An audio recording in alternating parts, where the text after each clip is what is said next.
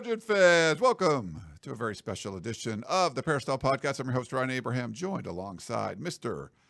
Triple-Double himself, Connor Morrissette, and we have a very special guest, USC legend. Last decade, college football, ESPN ranked it the number 2 moment in college football history. Jake Olson, former USC long snapper, joining the show. I want to talk about an upcoming golf tournament he's running and what he's been doing lately since, with Let's Engage, his company and all that kind of stuff. But Jake, welcome to the show, man. How are you doing? Ryan, thanks so much for having me, man. It's good to be back. It's good to have you. It's good to see you. We were just talking before we went on the air. I think you came on the show as a teenager. We were warning him that I do my Hello Trojan fans, but I'm like, oh yeah, but he's been on a number of times, so he remembers that one from back in the day. I thought for sure you were going to have some type of soundbite or something from back then and embarrass me in some way, shape, or form. So I'm glad you didn't do that. I did. It would be fun to hear it, even just hearing myself from those a long time ago. We started this podcast in 2008, so there's a lot of old shows. I'm sure I said a lot of dumb stuff over the years. But it's good to see you. I can embarrass you. I have some photos of us when we were playing golf together. I can do that. But I just want to check in with you, man. I know there's a golf tournament coming up on June 3rd. If you want to tell people about that, we can kind of start with that. To benefit Swim with Mike, it's a charity close to you that you were involved with that when you were at USC. Yeah, absolutely. And I appreciate you allowing me to come on and kind of promote this. So basically 2 years ago at this point, a local company called 1880 Capital, which if that number sounds familiar to anyone, it's just, the year that USC kind of came to be. And so there's definitely kind of a USC centric company wanted to basically support a charity that I felt was, close to my heart and that I wanted to support. They just said, hey, we'd love to do a golf tournament in your name. And I said, all right, well, here's a couple of charities that I love doing, supporting. But if you really wanted to support one that's, both close to me and USC, I couldn't think of a better one than Swim with Mike. And I think most of your listeners obviously know what Swim with Mike is. But if you don't, basically, Mike Nyholt and Ron Orr, who were USC swimmers back in the 80s, were teammates. Mike, unfortunately, had an accident that cost him the use of his legs. And his teammates, including Ron, on the swim team that year, basically raised money to get Mike a accessible van. And that was Swim for Mike at the time. So they just kind of did these, laps around the pool raising money.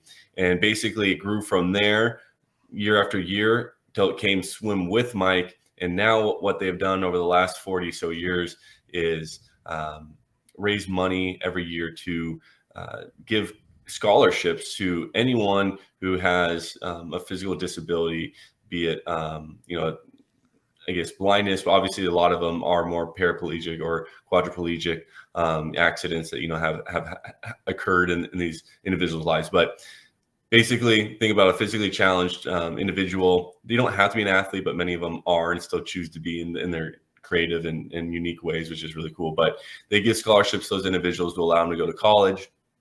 It started, again, at USC. It doesn't only support USC. I think they are, I forget how many colleges across the country now. It's a staggering amount of scholarships they've been able to give across the country. And it provides so much hope. You meet a lot of these recipients and they, their lives are turned upside down. You know my story of how I lost my eyesight at the age of 12 and how my life was, turned upside down in so many ways because of that. But in their own unique ways, these individuals their lives are also turned upside down. You think about losing your ability to walk or to move, to use your extremities or, whatever their disability now is. And to give them the hope and the future of, we're going to allow you to go to college still. You're going to be able to pursue your passions in life, eventually get a job that includes doing what you love and living that fulfilling life. And so it starts, with education. So that's what Swim with Mike does. So 1880 Capital and I have gone together. Last year was our first year, our first little golf tournament, and it was a success, but we want to do it even bigger and better this year. And so this year it's at Industry Hills, like you mentioned, on June 3rd. And it is it's available to anyone. You want to come play as a single or a foursome. Both those options are available. You can, there's sponsorship levels too. If your company or, organization wants to support that in any way, there's from very small, just, to $250 hole sponsors to $2,500 or $7,500, bigger sponsors, but everything goes to Swim with Mike. So it's fully going back to the purpose here of why we're doing this all, is that, we want to support the initiatives of Swim with Mike and helping out these individuals who, could absolutely use a education, especially from USC these days, huh? For sure. Yeah. It's not cheap, but I just let people know. So June 3rd, I'm going to be out of the country, but I'm coming back on the 2nd. So I'm going to be able to play in this one. I posted on the Peristyle. I know there were some people that were interested. If you're any listeners out there or viewers of our YouTube channel, if you want to email me, we can try to get a foursome and something together. We can do that. That'd be a lot of fun. And I just want to let everyone know, like I had the pleasure of playing with Jake for the first. I think when we first talked, Jake, and you were telling me about golfing, and I was like, and you shot like in the 70s. I was like, or maybe this was like maybe our second conversation. I was like, wait, what? Like you're blind and you shot in the 70s? That was crazy. And then we played in I think it was a Trojan Club of like the desert where they had a golf tournament. So his dad, Bryon, and so we were at a threesome, basically. So we actually got an extra shot that helped because Jake was really good. But we ended up winning the tournament. It's crazy. I'll put up if you guys are watching, I'll put up a picture of us from the tournament. It was a lot of fun. There you go. It was a really cool experience just to see Jake playing golf and his dad, and how he would, his dad would grab the club head and basically put it behind the ball. And then Jake, is holding onto the club and sets his body. And then his dad, and it was always close because I was talking to his dad, like, are you afraid that he's going to hit you with that club? Yeah, you're the only one who's ever brought that up, Ryan, which is so funny because my dad and I didn't even think about that, and ever since, like every once in a while, I'll think of that comment you made because I'm wondering how many other people are like biting their tongue or like wincing as we're doing this, because basically what Ryan's referring to is I'll especially on the tee box, I'll have my driver in my hand and my dad will kind of set it down, and I'll be able to take a couple practice swings, and while I'm taking practice swings, he's teeing up the ball and, putting the tee in the ground, putting the ball on the tee. And as he's bending over to do that, he's not anywhere, more than probably a foot or so away from, where I'm taking my practice swing. So, it looks like his head is pretty close to where I'm swinging that club. And I mean, again, he knows I'm not going to, really reach with the club or anything to get him. But like I mean, to the normal eye, it's like, man, like, that dude is putting his head really close to where this blind guy's swinging a driver 100 miles per hour. Like that's probably not the smartest thing ever. But no, that's like so funny you brought that up. And and Jake's a big guy. If you're like, what are you, 6'4" now, or? Yeah, and swinging a club really hard. I mean, he's mashing this ball. So yeah, but it was a joy to watch. And if you get a chance to go out to the tournament, I would just highly recommend just seeing the way Jake's able to move around the course, the putting, the chipping. I mean, all this stuff. It's great. And it was really fun to be a part of it. Like that one day. So I would highly recommend anyone go out and do this tournament. It's worth it alone just to see Jake golf. It's amazing. Well, I appreciate that, Ryan. And it's, it's fun too, because I tell, a lot of Trojan fans, especially when they ask about football, I give golf the credit to why I even thought of ever playing football. It was because I had developed that muscle memory through my golf swing that the idea came about, hey, if I can hit a golf ball consistently, why can't I also snap consistently? And so it really truly was practicing and developing those skills with at least, muscle memory in my body, understanding where it is in space, delivering that consistent motion that even allowed me to probably long snap. So there is a little bit of relation there. Yeah. Jake, if someone wants to sign up for this tournament, where do they go to do that? Yeah, so the easiest thing actually right now is to go on Instagram. It's Golf with Jake is an Instagram handle. So Golf with Jake, we kind of spun off Swim with Mike, Golf with Jake now. But just in the the link there on the top of the profile page, you should see just the link there to sign up. And it is through Eventbrite. That's kind of the normal sign up page. But if you want to, there's also some Zelle options, or you can always write a check or whatever too. That saves us a little money on the back end and not going through the processing fees. But that's all kind of right there. So take a look on my socials or that social. I mean, we're constantly posting stuff throughout the week, just getting people ready for this. So you'll be able to find it. Yeah, and I put links in our the show description. So if you're watching or listening to the show, there'll be a link to sign up there. But yeah, hopefully you guys let us know if you're going to join. Let us know. We'd love to say hi to any listeners and stuff. And maybe give you guys a couple of shots out there. I'll come help your group out. That's good. Are you going to play, or are you kind of ambassadoring? Well, I played last year. Last year we had half a full, 144 is, the max golfers you can have in kind of these charity events. And we had 72 out there. So we had just half. So I was able to kind of, make it, a little easier playing by myself and then kind of going saying hi to groups. But if we get somewhere in which it looks like we're going to get closer to that 144 number, I imagine I'll probably be bouncing around more than playing myself, which is fine. I mean, I'm there to host and to make sure everyone has a good time. So you definitely will be seeing me out there if you're coming. Nice. Jake, we also saw you at the House of Victory NIL event a few weeks back.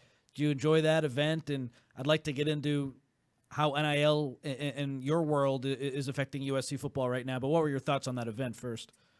Yeah, I mean, I think it's a very cool way to get everyone in one room and just get that support. And, you get to see a lot of people we haven't seen in a while. I mean, that's, more of a personal note, but, hanging out with Chris O'Dowd or Matt Barkley. I mean, it's so funny just thinking about 15 years ago, I was hanging out with these guys and here we are again. It's just, it is kind of this almost weird, oh my gosh, here we are all grown up, but, you could put us in a time machine or just in the room. We might as well be 12-year-old and 20 years olds again. But so that was really cool. But yeah, I mean, it's, this is a necessary means to winning nowadays in this college landscape. And so to get everyone on the same page to kind of really hone that message in and then get our networks, more involved. I think that's kind of more the goal there, and just letting all those people who are there supporting see that people like myself and the other, USC greats over the years are behind this and putting our feet forward, saying, hey, look, that we understand this is again a necessary means. Let's do this. Let's win. Goes a long way. So you are fighting a battle that I don't even know, who the enemy is at this point. But it is a necessary means, like I said. So hopefully, we continue to do well. House of Victory continues to push forward and navigate this uncharted landscape. And we'll see what the product on the field looks like and the court and everything else that we're doing on the sports front. But yeah, I imagine, this is way off topic, but I imagine, this NIL stuff, having to raise money, kind of and support these athletes through name, image, and likeness probably goes away mostly in the next 5 years or so as, they just turn to complete kind of salary cap-esque type of compensation where teams are actually able to have a budget of just, going ahead and signing players to a deal. Now, Jake, I know your company, Let's Engage, that you guys created, and it's funny. Early 2020, Jake and I were speaking, or I was emceeing an event down in San Diego, and Jake was the recipient of, because he was named, I think it was the number 2 moment in of the decade for college football by ESPN. Or history, Ryan. It was sorry, history, yeah. History, yeah. That Jake, came into the game, Western Kentucky, Western Michigan, and gets a long snap, perfect snap in the game. And like that day or that night is when like the NBA shut down and like basically the world shut down because of the pandemic. So yeah, I remember talking to you about like basically your whole business is like speaking events and all this stuff, and like all that's getting like shut down. Yes. And hopefully you guys have bounced back. But if you want to tell people kind of about your company a little bit, and then I know you guys were at least earlier on getting involved in the NIL space. I don't know if you still are, or if that is, but kind of let people know sort of what you're doing there. Yeah, absolutely. So as you mentioned, I started this company in college, my senior year, called letsengage.com. And we call it, that's our website. And the company's called Engage, but letsengage.com. And basically our idea was to just ease the process, again, as you mentioned, kind of booking someone for an event or for a speech. And, the whole industry as a whole of speaker bureaus and kind of booking speakers was pretty antiquated. And so we wanted to bring technology to it. Marshall taught us well. We wanted to bring our business minds and innovation to this industry. And so we created this whole platform. Technologies, as you may or may not know, I'm sure everyone knows at this point, is what to build. And so we get this platform up all of 2019. We're doing bug fixes, this, that, and the other. We're getting people signed up a little bit. We go into 2020. It's like, hey, here's our year. We're going to grow. We're going to get everyone, using this platform. And then, as you mentioned, March hits and it's no more events. No one's booking anyone for nothing.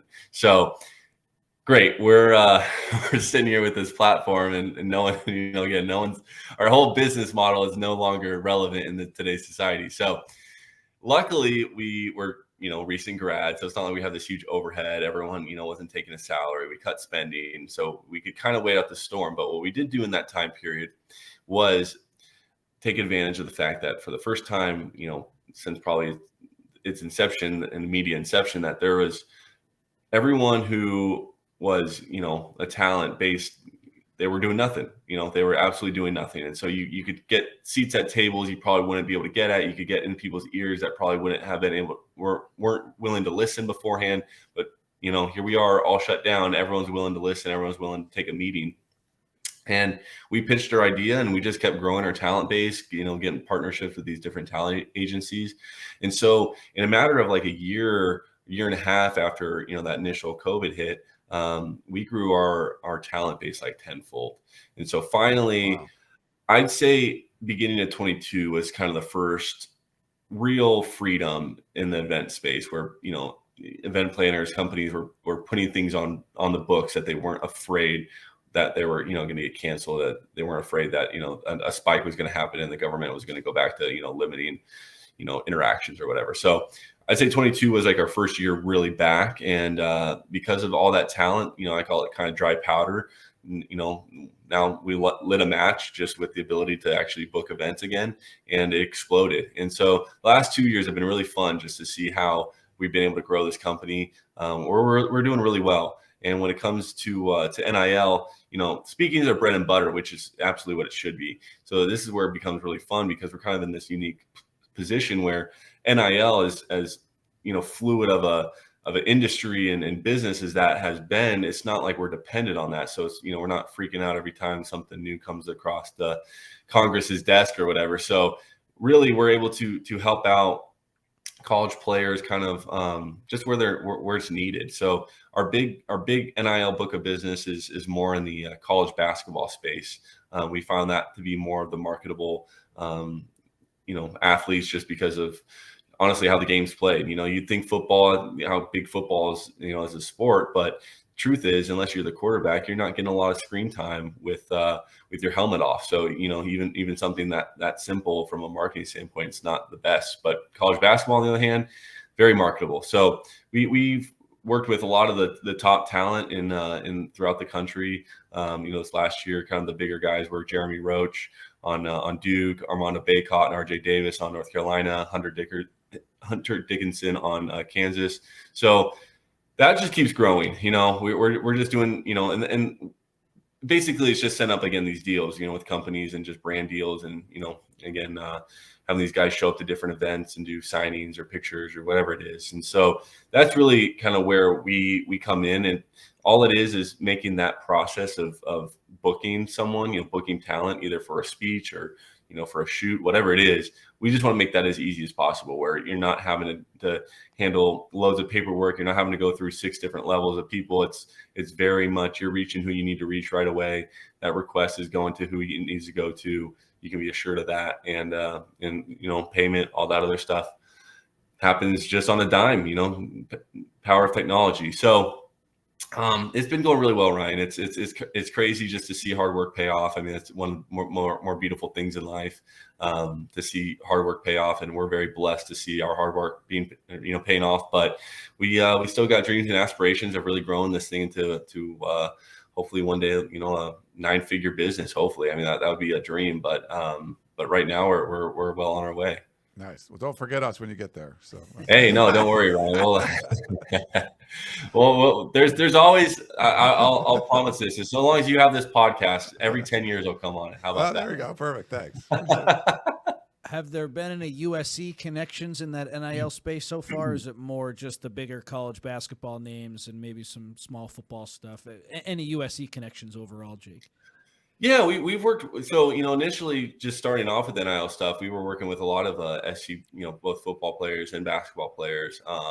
We were kind of help raising money for the collective, bringing brands to the players. So we were pretty, instrumental in getting this thing off the ground.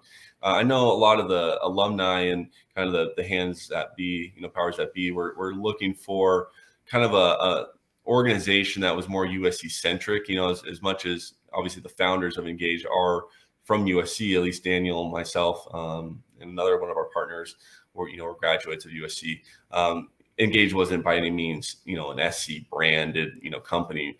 And so I think they were a little hesitant to completely make us, the official this or that. But luckily, we were able to kind of help lift that early weight and then pass it along to, what was then created of House of Victory. And so we still work with them. I mean, again, our job is more to just play matchmaker and bring opportunities and the deals to these players. So if that's bringing it to anyone who's on a roster at USC, House of Victory is a beneficiary of that, and most importantly the players are beneficiary of that. But yeah, we've worked with many of the football players and basketball players over the years, and we still will. I mean, it's something that we can help with if we don't directly represent anyone from an agency standpoint, but it's definitely building those relationships. And I know unfortunately we're going to have one of the bigger USC basketball players come. He unfortunately decommitted once we got the new coach, and now he's landed over at UCLA. But and I didn't have my hands in that, so you can't blame me. But yeah, we're looking good, and as HOV grows and USC NIL grows, I'm sure we'll be working with them more closely. It was crazy. I mean, no one could have been in front of this. I think the jokes are made that SEC has been doing this for years, which I agree with. But truly, I mean, it was everyone was playing catch up at first, and I'm really glad USC has kind of found their footing, because for a while there it was a little head scratching of just, hey, we're such a big brand, such a big university, and obviously a lot of money flowing through there. But when it was coming to NIL, we were far behind some other schools, and so we played catch up, and we're looking better. So it's really promising. I'll let you go here, but we have one question from Blackie Chan I wanted to get to, and then we appreciate your time as always, Jake. But he says, as a former player before NIL, how do you feel about how NIL is being handled, and what would you change about it? Yeah, so again, unfortunately, it was kind of a floodgate was open because NCAA, kept their foot on the neck for so long, and so it's a mess. I mean, I'll be the first to admit it's a mess. I don't mind players making money off their name, image, likeness. I think that should have been handled far prior to 2020 or 21, whatever, when it was that July that it became legal. Just because it makes the most sense. However, now it's again, the floodgates open now. There's so much kind of chaos to it. I think you got to get to a point where you do move into a contract. Between the transfer portal and these NIL stuff. I mean, it's kind of hard to build teams. I know coaches are just grasping at the concept of trying to put together a team and keep that team together year after year. And I think either it's 2-year deal or 3-year deal, whatever it is, and with a 4th-year option. I mean, we're going to start probably bringing these conversations up and using these terminologies of a 2-year signing or whatever. I do think there needs to be a little bit of that pay for play, where that player is going to be there for the 2 years performing if they're going to get some of this money.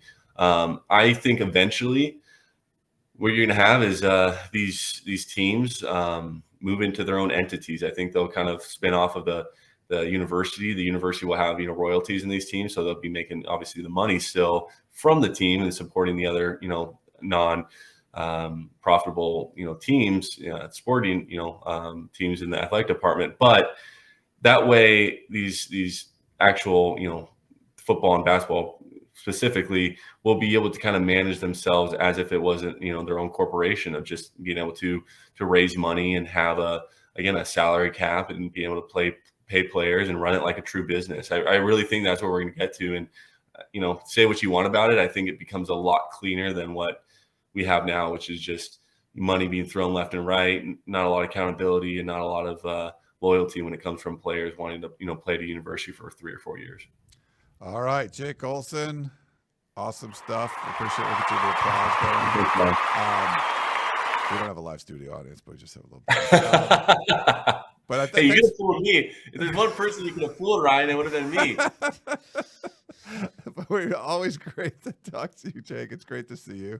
It's so funny to see when you and Chris O'Dowd get together. Such a great guy. It's always fun. And for whatever reason, at the House of Victory event, they were mentioning all like the former players that were there. They didn't mention him, and I think you had a joke about it, or so. Like you teased him about it. Like, yeah, we did. I know. I was about to go steal the mic and give him the credit he deserves. So. Only 4-year starter really of center, and I think is in SC history. So it's like crazy. Yeah, like you can't leave that guy out. Come on. I know, right? But you were number 61 for him and all that, so it was cool. But great stuff, and hopefully everyone can make it out on June 3rd. Industry Hills, right? Like, did you do Black Gold last year?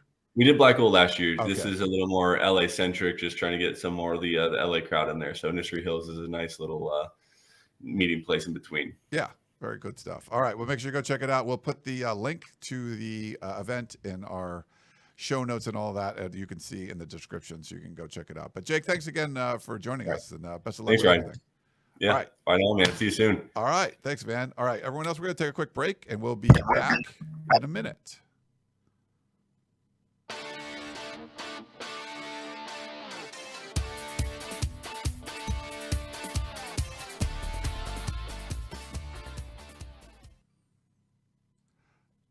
All righty. We're back here on the Peristyle Podcast. That went pretty smoothly.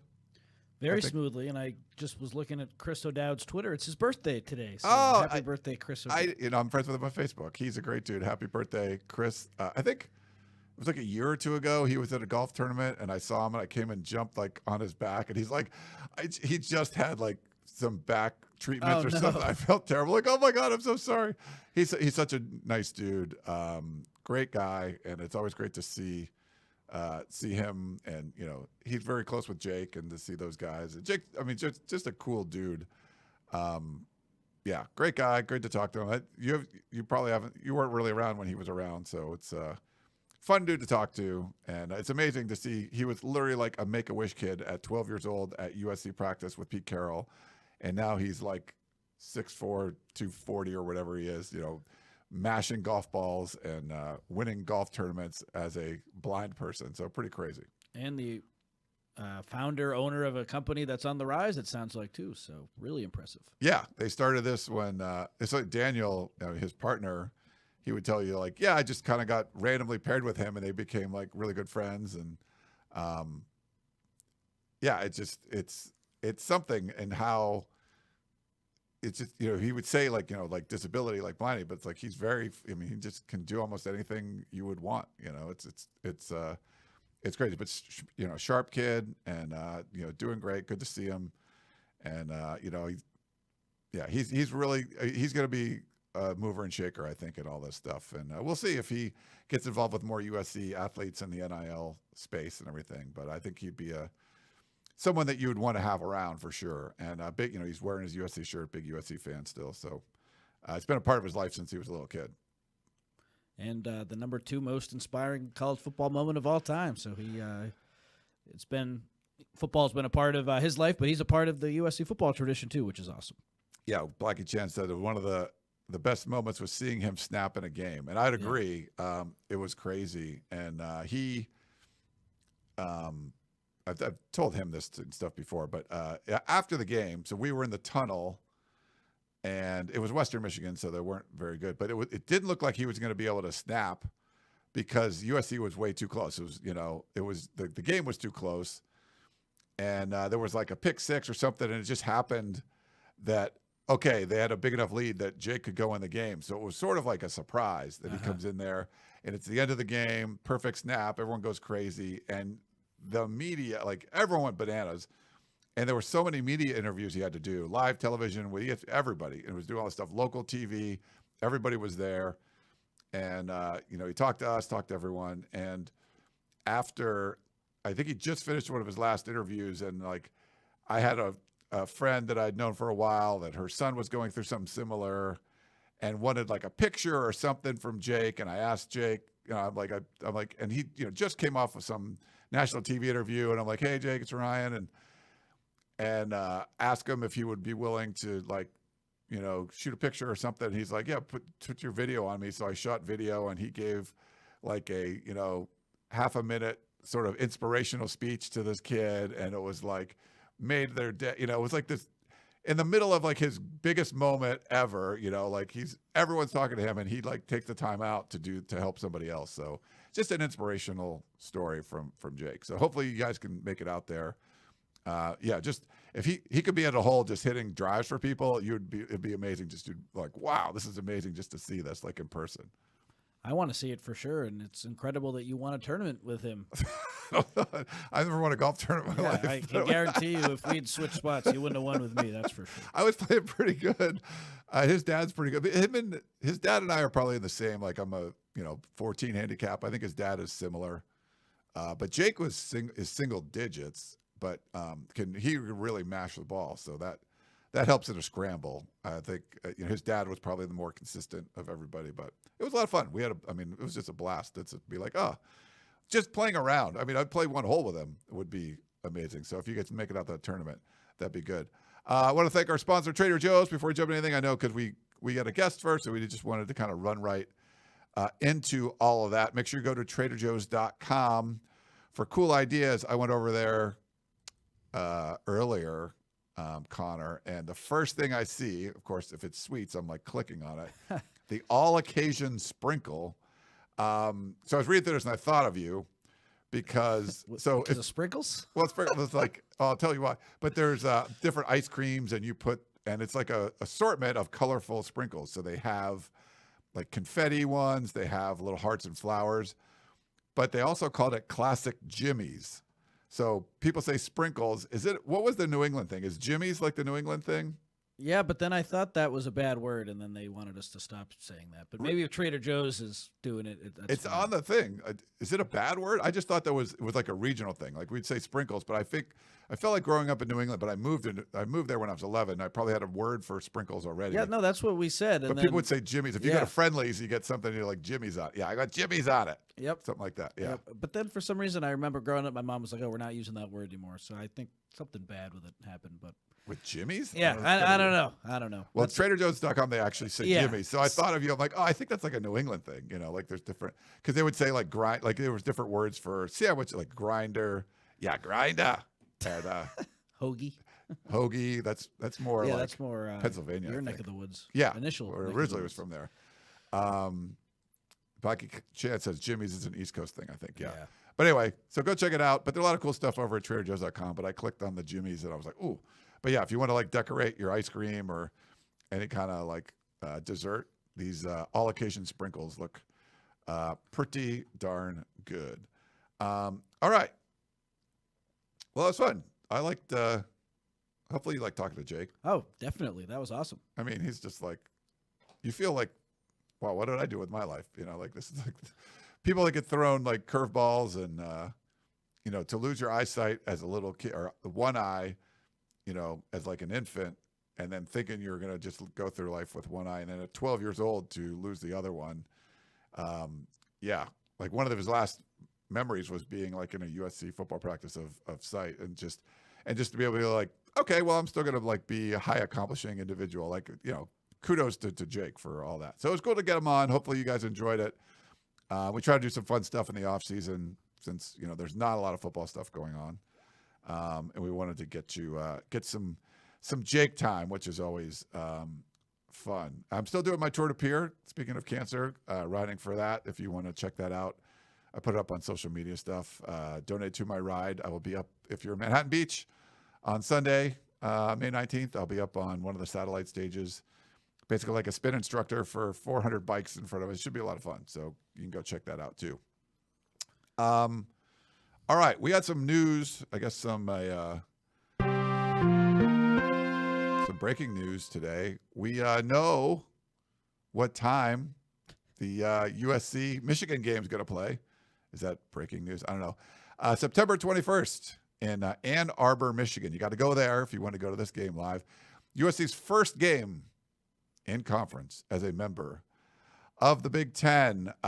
We thought it could be a big noon kickoff, but it will be perfect game time. 12:30 Pacific on Saturday, 3:30 Eastern. Nationally televised on CBS, also on Paramount Plus. But CBS for USC versus Michigan to kick off the Big Ten schedule, playing the defending national champions in the Big House on CBS. Not an SEC game. They are now moved over to the Big Ten. But any thoughts on USC and Michigan, Connor? Happy it's not a big noon game, even though I know we'll get more of those this season with USC in the Big Ten. I just remember last season, the Colorado game being so early. And, I mean, we woke up early after a night where we met up with some USCFootball.com subscribers and just USC fans, and it was really fun. But then the turnaround was so quick, and we had to stop at McDonald's to get Egg McMuffins. I'm anti the big noon kickoff because it's just too early. So this is the sweet spot for me as a writer. I know no one really cares what I think in terms of just my game flow and my work schedule. But, yeah, those early games I'm not a huge fan of just because it's too early. And I don't want to eat an Egg McMuffin before a game. I want to be able to have like a smaller kind of lunch. So I'm feeling good about that, and I hope we see more of those game times in the future. Yeah, so good stuff there. And we know the LSU game is going to be 4:30 local time in Las Vegas. I was just speaking, Connor, I'll let people know. You got to go to Vegas for this game, right? Yeah. You have to go to Las Vegas for this game. We're going to have something set up there for the fans, some kind of event, probably on Friday night, even though it's a Sunday game, and there'll be a lot of game watching on Saturday, but we'll let you guys know. So we're in talks with one of the casinos there to set something up that'll be pretty cool. So once we get more information, we'll pass that along. But hopefully we can get a bunch of USCFootball.com subscribers and listeners to the Peristyle Podcast, and fans of the YouTube channel and all that, meeting up in Las Vegas, doing some kind of live show from there, and we can get like live questions and everything. So it should be a lot of fun. Yeah, so we'll stay tuned for that. But I'm looking forward to it. Now, I think we're 110 days away or something, or like 100 days, something like that. Yeah, something like that, and that's going to be a huge game to start the season. And I was hoping we were going to talk to Lincoln Riley one more time before spring ended and we transitioned to fall camp. It doesn't sound like he's going to do an end of the spring Zoom like he did last year, but I was looking forward to asking him, now that the college football playoff has expanded, what are your thoughts on playing a marquee opponent early in the year? I'd sure he'd say like I'm excited about it, but I just want to know from a philosophical sense, does he like that big time non-conference game early in the year? Or is that something he wish he would avoid, to just try to win as many games as possible? I want to hear his perspective on that, and that was going to be my question, but I don't think we're going to speak to him again until the summer, so that's too bad. Yeah, that is too bad. We also have a little bit of news I just saw on Twitter or X or whatever. Really funny guy, Cooper Lovelace. He's going to Northwestern, so so pretty cool for him.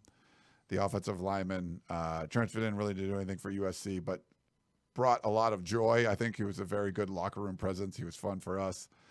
So wish him the best. Hopefully he gets some playing time in the Big Ten, Northwestern. So that'll be a little bit of fun there. Also want to, Bronny James going through he got a NBA combine invite, and I think Boogie Ellis got a late one too, right?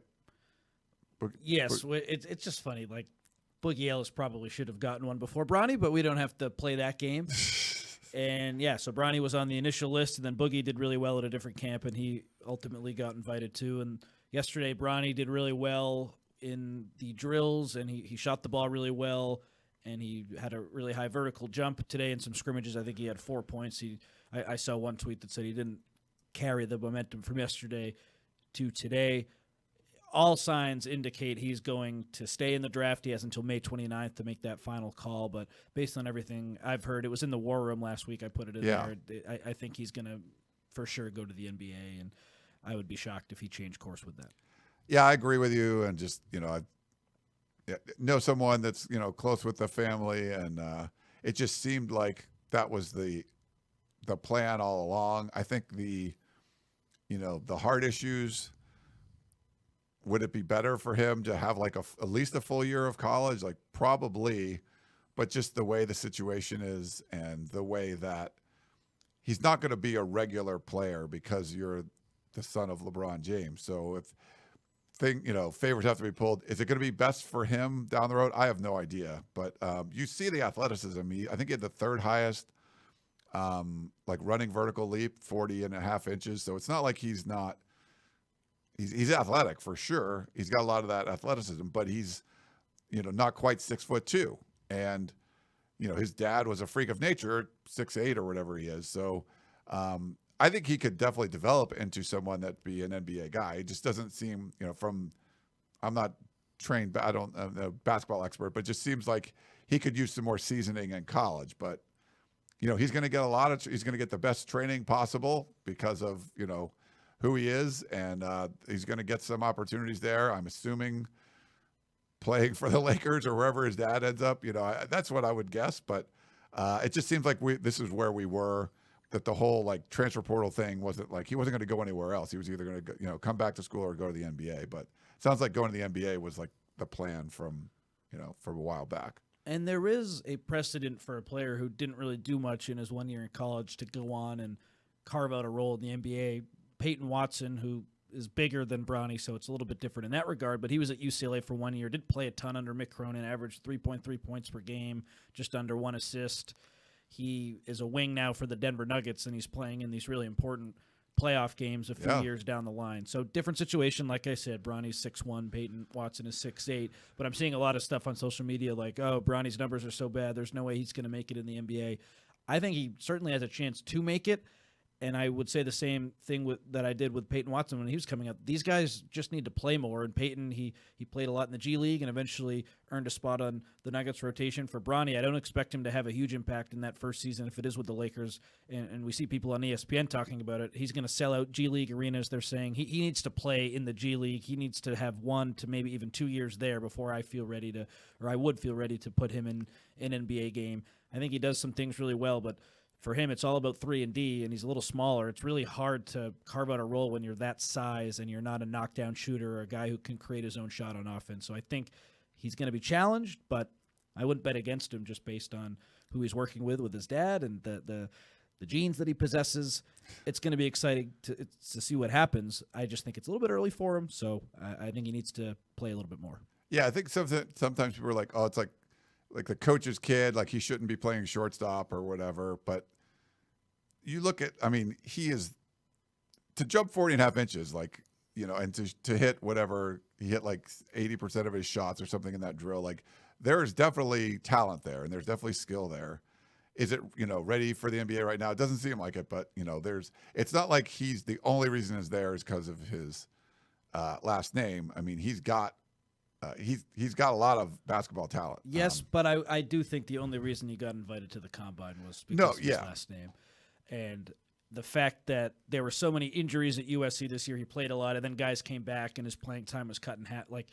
Peyton Watson didn't play a lot at UCLA, and he worked out fine. So there is an example of a guy in a situation to Bronny where it worked out for him. But Peyton Watson didn't have a heart issue, and I just would want Bronny to play more basketball. He just hasn't played a ton in the past year because of his health situation and because the USC backcourt, was really deep. And when everyone was healthy, he just didn't get a lot of time because of the talent on the roster. He just needs to play more basketball. Yeah. I think Dan Weike tweeted out that he's going to be speaking to the media, and Shotgun pointed out that was the craziest part. He did. I was at one of the post-game press conferences where he spoke but didn't answer any questions, basically just, read a statement. And then that was it. We didn't get to talk to him any other game. So he will apparently answer questions from the media. So the first time He didn't really speak in high school, I don't believe either. So this might be the first time he's doing it. The only time he's ever spoken and taken questions was at a USA basketball camp between his Sierra Canyon senior year and his freshman year at USC, the summer before college, and he took a few questions at that camp. But he never talked at Sierra Canyon, and I covered him all 4 years he was there. Never talked at USC, covered him in that one season. So I've seen him a lot. I've seen him for 5 years, but I've never had a conversation with the kid. It's too bad. I did briefly I told Connor, like in the locker room, just because mutual friend that we had, and it was nice. He was great. Quick conversation, but fun to talk to. Yeah, so I'm sure he's a nice kid. Yeah, super nice. But I wouldn't know. Yeah. Okay, I might have to go on a little rant. Uh-oh. Yeah. Let me just So if you get a speeding ticket, and no, I'm just kidding. Yeah. So our buddy Bud Elliott, 24/7 Sports. If you haven't listened to the Cover 3 podcast, great stuff over there. Bud's really knowledgeable. He'll break down the Sun Belt for you, like who are the backup cornerbacks in the American Athletic Conference. Like he knows a lot of stuff, Group of 5 stuff. He's on top of it. And big in the recruiting space. I think he's a very knowledgeable person. But on the latest Cover 3 podcast, they were coming out with their coaches rankings. And CBS Sports, they're putting out their list. They haven't released the whole thing yet, the consensus rankings, but they have 25 through whatever, it's 68. By the way, UCLA's Deshaun Foster comes in at number 68 because, he was just hired. So coaching rankings can be very subjective. It depends on how what your criteria is. And when they did this on the podcast, they all had sort of different criteria. I think it was Danny Cannell. I think Danny Cannell and Chip Patterson were both doing it with Bud. I don't think Fernelli's writing the story, or he did the story for CBS Sports, but, to Bud's point, he was saying that he would rank them as like higher ability, like, right, who would you want to hire like today? Where a lot of people are like including more resume and stuff like that. Where maybe Dabo Swinney's on the way down, but he's won national championships. So you still have to rank him high, where maybe Bud thinks I wouldn't hire Dabo today, so he's not going to get ranked as high. The weird thing, though, is I think Chip Patterson had Lincoln Riley 6, and then Danny Cannell had him 8.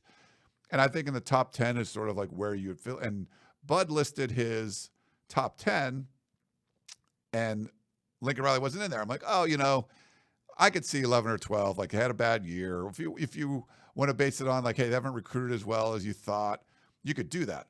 He had Lincoln Riley down at number 30, and that caused a huge disruption on the Peristyle. People were going absolutely bonkers about what's going on with this. And I like Bud a lot, but I agree here. I think he's off base. But whatever. You're coming up with these lists.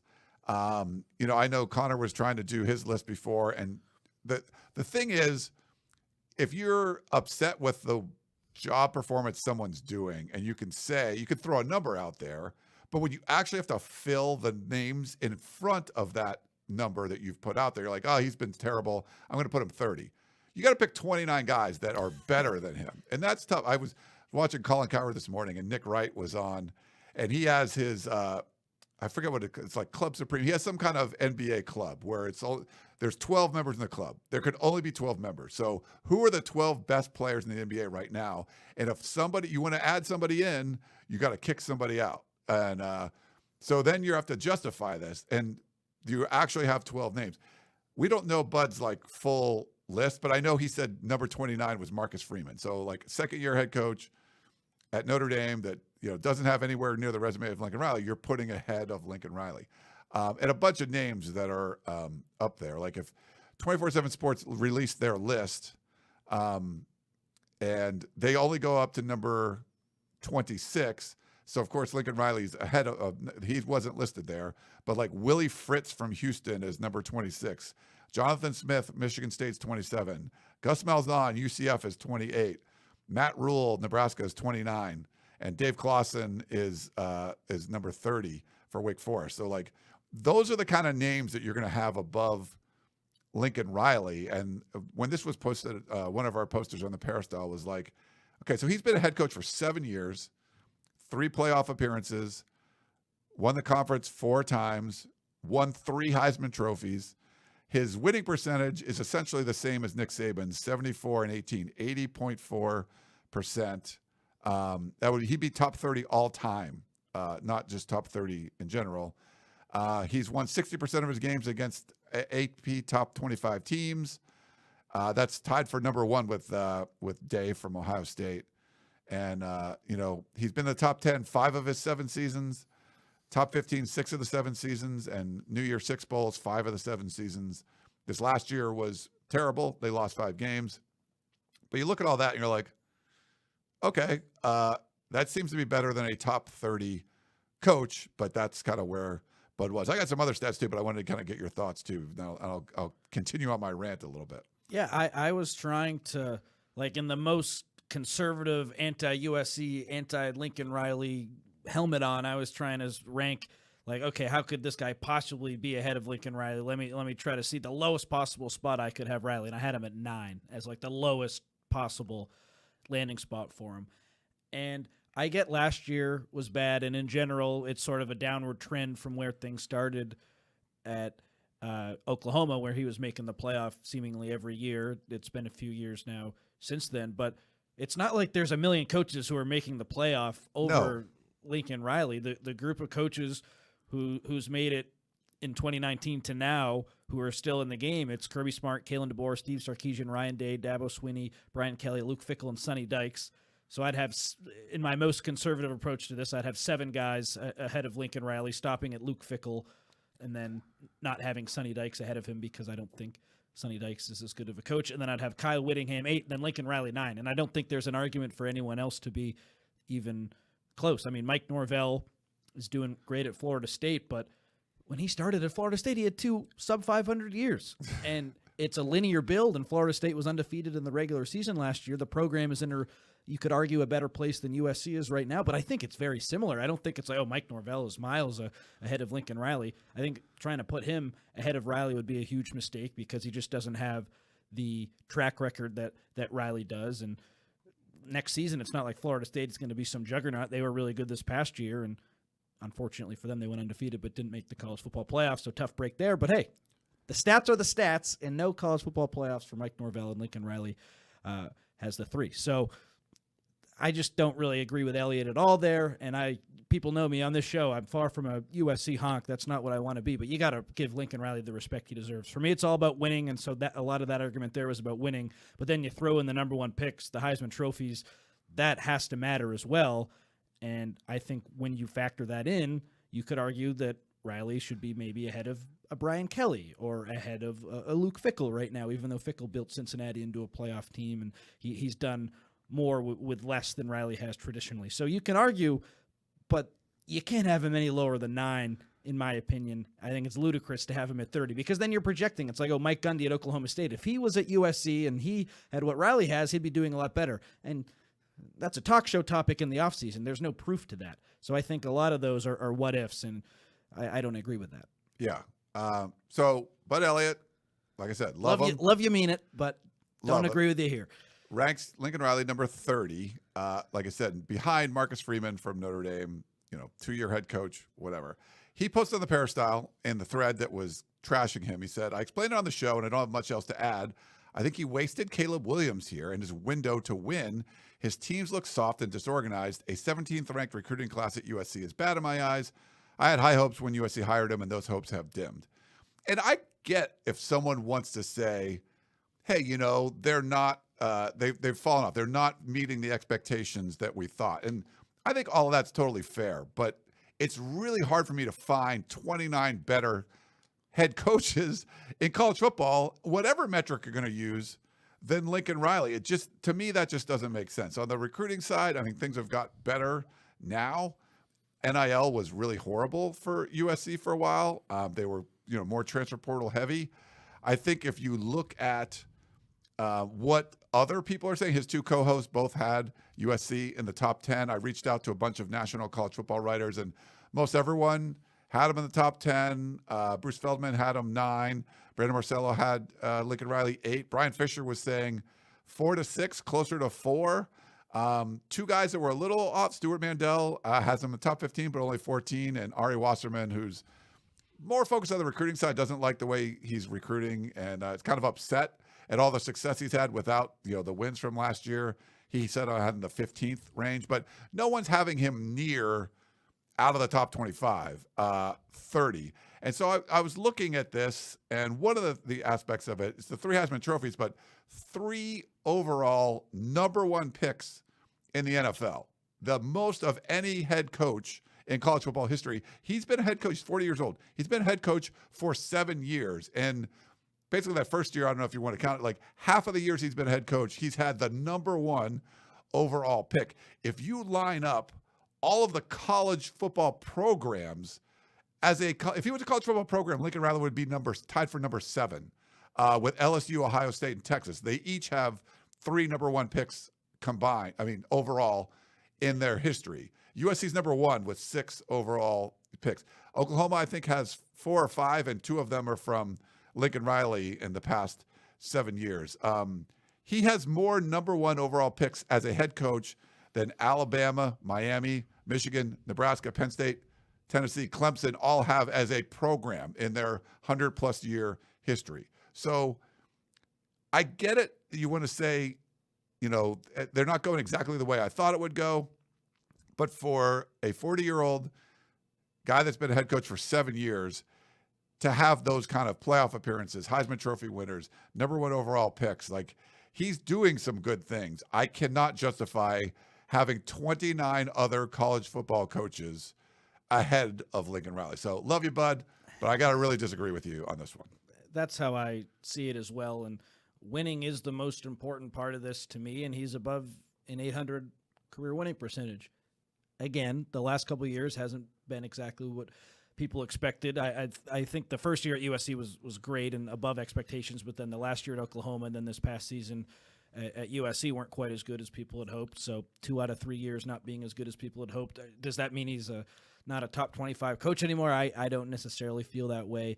I look at his situation, Ryan, even though they're 2 totally different coaches, to Jim Harbaugh at Michigan, where deep down you have the right guy, but it's sort of a bumpy road. And during the COVID season, Harbaugh was under 500, and when he first started, it wasn't pretty, and it just took him a little bit to get to the promised land. And I think if you're Lincoln Riley and USC, and you're a USC fan, you got to feel good about Riley, even though last year, he made a big mistake with the defense, and he has some other issues where right now they're struggling to recruit defensive linemen in the transfer portal. So it's not perfect, but you want to fire him and bring someone else in and start all over? I think the best option is to trust this guy who's had all of this success, give him the resources, put him in the best position to succeed, and just hope he figures it out.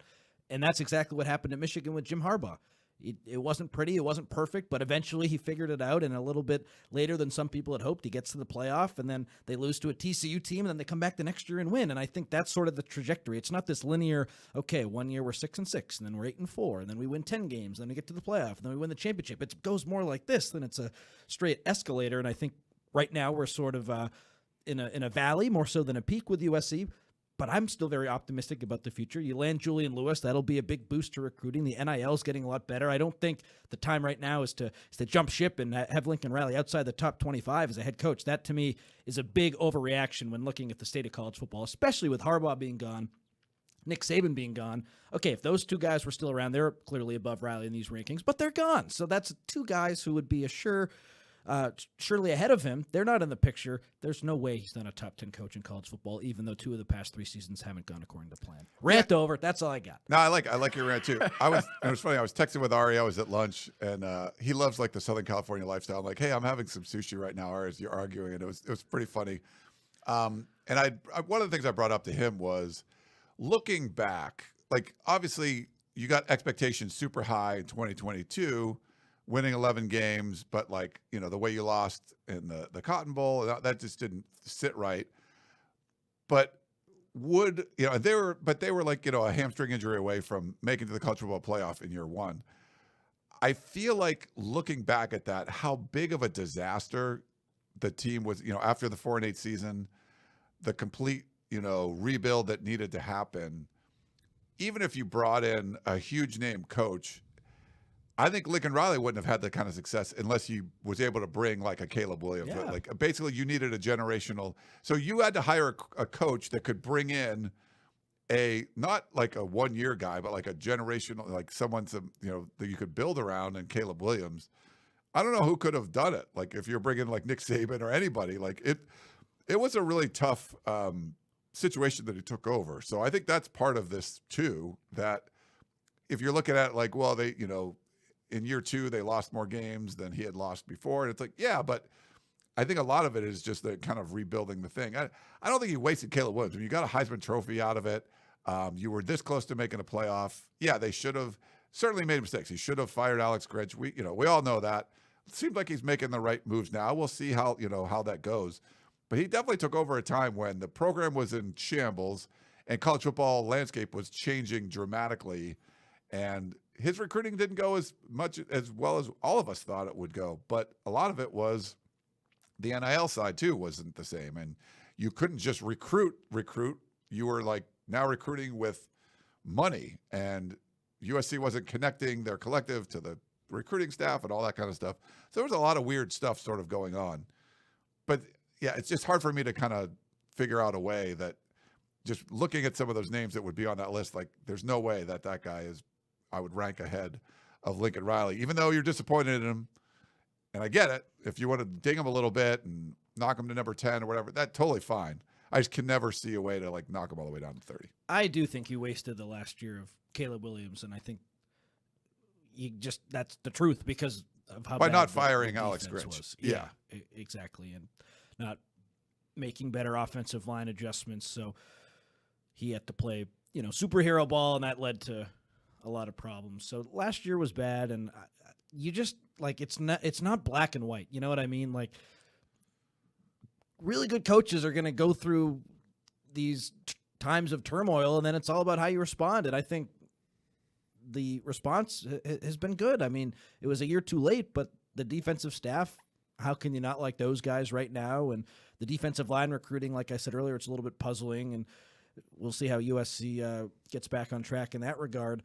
But I do think even though it was a year too late, it's not like freaking Kirk Ferentz at Iowa where the offense is terrible. He finally fires his son, and then he brings in Tim Lester, who was a coach at Syracuse when I was there, and they had one of the worst offenses in the country. Like, that's a guy who's so stuck in his ways.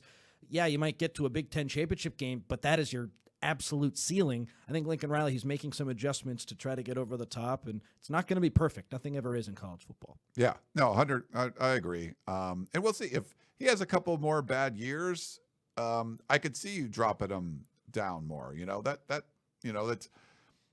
But he had 1 year that it wasn't very good, and outside of that, it was like, yeah, everything he's done has been pretty darn good. So, anyway, love you, bud. But I just wanted to kind of my little rant there.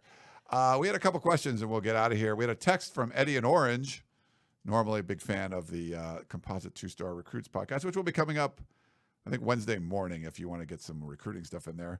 I know a lot of people give House of Victory a hard time for being cheap. I don't know if they're cheap, but how many of those fans put in their own cash? Eddie in Orange. Well, I see that on the Peristyle all the time, and then people say, I donate, but there's no real way to know. So I get the spirit of the question, but that's something I can't answer. Yeah, and I don't think, House of Victory is a collective. They're not like, it's not like the owner of a sports franchise and you're like, oh, they're being cheap. They don't want to pay money or whatever. Like, they give the money that's being donated to them. Like this isn't some owner that owns a bunch of businesses and how much does he want to divert towards making his baseball team, win a pennant or anything. House of Victory is a collective. It's basically, I don't know how cheap they are. It depends on how it depends how much money you're donating, But yes, I think this is one of the weird things or unique things that you could like, you know what? I'm really upset that USC stinks. I'm going to donate some money and help them get better. Like there's something you could actually have an impact on. So, and it's different. It's a very different, model, I guess, than what a lot of the fan base in college football has grown up on. And when you have, if someone's going to pick Syracuse and it makes you feel proud, no, like someone picked Syracuse. So someone's like I'm a quarterback. Kyle McCord, baby. I'm going to go to Syracuse, and a lot of times, you're a Syracuse grad, there's pride of like that young man chose the college that I chose, and probably for some of the same reasons. And I value him as a college football talent or potential college football talent. It's cool that he's picking the same school I did because he likes the location or whatever it is. They're the different alumni. Hey, Jim Brown went there, or whatever pride you might have had in the college you picked. You get this sense of pride that this high school prospect picked the same school. There may be some similar reasons. Now, a lot of those reasons, they still matter some, but there's also a huge bag that goes with it. So I think for a lot of fans, USC fans, if they're like, hey, I picked USC for this reason, that reason, and this player's now picking, one of the big reasons he picked a school, whatever school it was, is because of the paycheck that comes with it. And it's different. And I think it can be a little bit of a disconnect for some fans when they're following recruiting, because some of the reasons why they sort of were into it maybe don't apply anymore because money is a much bigger part of it. Money is a big part of it, and it's why USC struggled to add a defensive lineman here in the transfer portal, and stuff is quiet on that front, Ryan. Since we did our last show, yeah. Apologies to the listeners. I had awful connection at my house for that show. It was very frustrating, but the Wi-Fi is back up and running, and that won't happen Good to know. again. Now that you're here. It's yeah, good. of course. That I didn't think it was going to be that bad, but anyway, we talked a lot about it last week, and it's just got really expensive to land a premier player or someone who you hoped was a premier player. And I think when the money gets too crazy, USC's probably smart not to do it. There is a line that you probably shouldn't cross when it comes to one player on a position that, yeah, it's important, but it's not like it's a freaking quarterback. So right. I think the Derek Harmon to Oregon thing makes a lot of sense, and then there was a pretty big drop-off to the rest of the field. So it's too bad you missed out on him, and they did host that other guy who for some reason left USC out of their top six, or they had him in the top six, left him out of the top four. I don't exactly know how that happened, the guy coming from Grand Valley State in Division II, but whatever reason it is, they're in a not-so-good spot because they've lost two defensive linemen on the inside, and Rakes and Dejan Lafitte, and they haven't replaced them. So at some point, you got to get a body in here just to get a body in for reps, even if it's not someone who's going to be an impact player. Yeah. We had a question from Blackie Chan in the chat. Has Gavin Meyer set a visit date? Do you know? I think he already did visit. I think it's over. He visited already. Okay. I believe Matt Zenitz reported that. Okay. Or he's set one up. I don't know. Just listen to the Composite 2-Star Recruits. They'll have more on the recruiting stuff. It's challenging because we hear and from people on the USC side, this guy's visiting on this date, and then stuff changes all the time. It's either set or it's already happened. So sorry, I don't have a clear answer for you there. There's definitely interest. USC needs the guy clearly, so they're trying, and hopefully they don't get burned again. And we have one last one from Brad. How many scholarships remain open, and how big of? Well, we'll start with that. So we talked about the scholarship distribution chart last week. It's up now on the site. So if you go to the three little dots on the front page of USCfootball.com, pull down there, and there's a 2024 scholarship distribution chart you can check out. And by my count, USC is at 80. So 5 scholarships remaining. We're still trying to figure out the eligibility, remaining eligibility for Quentin Joyner. Shotgun is really good at this stuff. Who played, who hasn't. USC says he played in 5 games, 6 games, including the bowl game, but the bowl game doesn't count. Shotgun's saying it's 4, so we'll figure that out for you guys. But it could be that Quentin Joyner gets the red shirt, and he would still have 4 years of eligibility remaining. So we'll see. Right now, USC's listing him as a sophomore, but I trust Shotgun's instincts on this. So, well, he went back and watched the Cal game, which is the game where we weren't sure, and I think it looked like Christian Pierce was wearing Joyner's 21, and he was playing special teams, and Joyner wasn't. So it's not like Shotgun is just saying, "Oh, I think I remember." He went back and watched the game, and that's his conclusion. So I would go with him too, and that's kind of a big mistake. Like, hey, we can give you one more year of eligibility here if you didn't play in this game, and surprised. It looks like they got that one wrong. I don't want to hammer them for something that maybe they didn't get wrong, but based on what Shotgun is saying, Quentin Joyner should be a redshirt freshman instead of a sophomore. And when you're trying to make an NFL roster, that extra year can be a huge help. Yeah. The funny thing is, by the time Quentin Joyner would be a senior in college, like eligibility is probably very different than what it is now. Like, it's probably like, you can have like, I think they're gonna change some of that eligibility. 5 years. Yeah, 5 or whatever. But we'll kind of get that cleared up. But the overall number, Shotgun's pretty good at this stuff. He checked all my work. Looks like 5 spots remaining right now. There could be some scholarships given out. Some of the preferred walk-ons that came in could potentially get a scholarship or whatever else is there. So, well, hopefully they add more from the portal because they still have some needs and there are still some guys out there. 5 spots open on May 14th to me is a little bit high. So I think they know they need to add some more guys. And if they do only get to like 83 or 84, Killian O'Connor, the backup center, I could see him moving from walk-on to scholarship. But you don't want to have you don't want to give 5 scholarships away to the guys like that. You want to give 1 or 2. So I think they need to add at least 3 more guys, and we'll see. It's just the longer this goes on, the more it's kind of like, okay, what's going on here? Mark says, why would you redshirt a running back if we aren't deep at that position? Just for his sake. Just to give him the extra year, give him the choice. Yeah, and potentially gives USC a choice. Now, obviously, guys could transfer. He could transfer 3 more times, and that year of eligibility is used by Tulane like 4 years from now. Whatever, that could happen. But yeah, I think it's just giving yourself more options. Like depth, I don't think matters as much as you would rather have more eligibility for players. In this era of player empowerment, it's almost malpractice not to give someone every option that they have. And so I'm surprised that we're even talking about this, but I guess it's good off-season fodder. If he has an extra year, he should get it. Yeah, I think sometimes this comes up if it's like towards the end of a play, and this was more from before. I think now with the transfers, it doesn't matter as much. But if there's a player that's just been around and they're not going to be a contributor, would you rather them be like a redshirt junior or they're actually a senior and then they're just gone after this year? As a program, sometimes you'd rather just be like, all right, it's time for this player to move on. He's not going to help us. We don't need to keep him around for another year and take up a scholarship.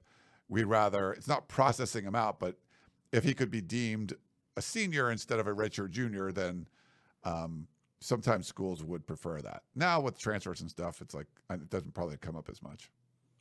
But that's how I feel. Yeah, I think there was was it Ryan Padrell? I forget who it was. There was a linebacker from the Pete Carroll days that just wasn't that good of a linebacker. And I feel like the program sort of wanted to didn't want him to redshirt, just kind of move on and maybe play in some games on special teams so he would use up his eligibility. But then he switched fullback and was a big contributor. Then they were wishing he had more eligibility. If I remember that correctly, it was from 20 years ago or something like that. But sweet. All right. Well, good stuff. It was a fun show. Great. Thanks to Jake Olson for coming on and getting excited to, I got to play some golf there and try to get good. You should practice up a little bit. I should practice up a little bit. I have no excuse. There. Just to see him hit a golf ball in person, you're just like, damn. And a big strapping dude, we can whip that ball around. So it's great. The practice swings is funny. And I didn't even remember as closely as he did, but I forgot the part where his dad's teeing the ball up. Basically he's on his knees teeing the ball up.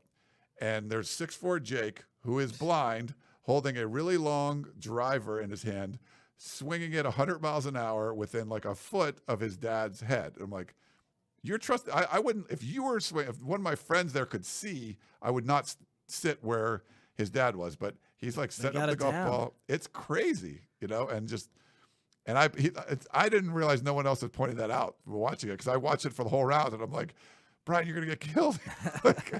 But nothing's ever happened. He's fine, so it's good. But it's definitely inspiring. So hopefully you guys can go check it out. All right. Thank you, Connor.